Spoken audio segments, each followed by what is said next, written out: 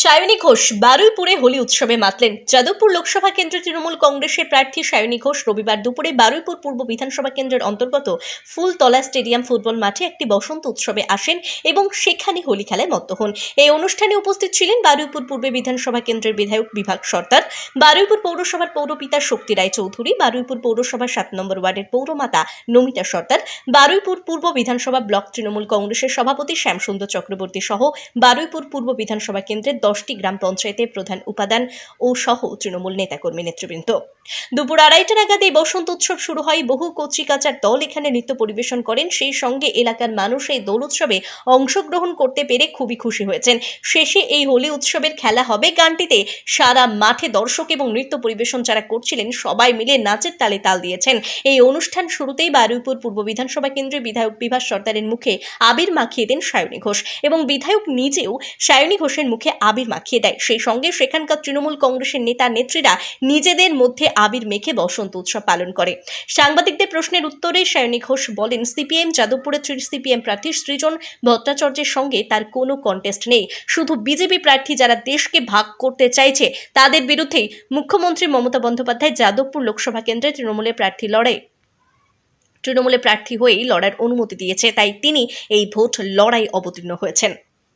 সায়নী, আজকে বসন্ত উৎসবে তোমাকে দেখতে পাচ্ছি একেবারে রঙে রঙে রঙিন।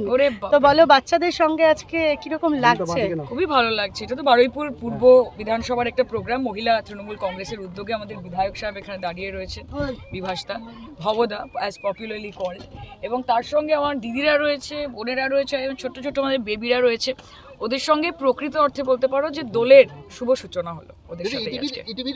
একটু নামিয়ে নেন, আপনারটা পুরো মুখে ঢুকে। আচ্ছা, ঠিক আছে।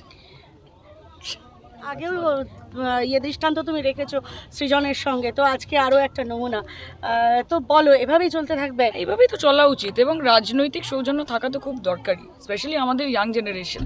আমি তো আগেও বলেছি যে আমার লড়াই বিজেপির প্রার্থী বা সিপিএমের প্রার্থীর বিরুদ্ধে নয়, আমার লড়াই বিজেপির বিরুদ্ধে, দেশকে যারা বিভাজিত করতে চায় তাদের বিরুদ্ধে। তো সেখানে ক্যান্ডিডেটকে সেটা আমার জন্য গুরুত্বপূর্ণ নয়। সৃজনের সঙ্গে আমার দেখা হয়েছে, একটা অত্যন্ত শোকের একটা পরিবেশে দেখা হয়েছে। সেখানে দাঁড়িয়ে বেসিক যতটুকু কার্টসি থাকে সেটা যে কোনো মানুষেরই করা উচিত বলে আমার মনে হয়। সাংসদ হয়ে যাওয়ার পরও মানে এভাবেই কি রং খেলা হবে? আরে কেন হবে না? সাংসদ বলে কি মানুষ না নাকি? হ্যাঁ, নিশ্চয়ই খেলা হবে, প্রত্যেক বছর খেলা হবে।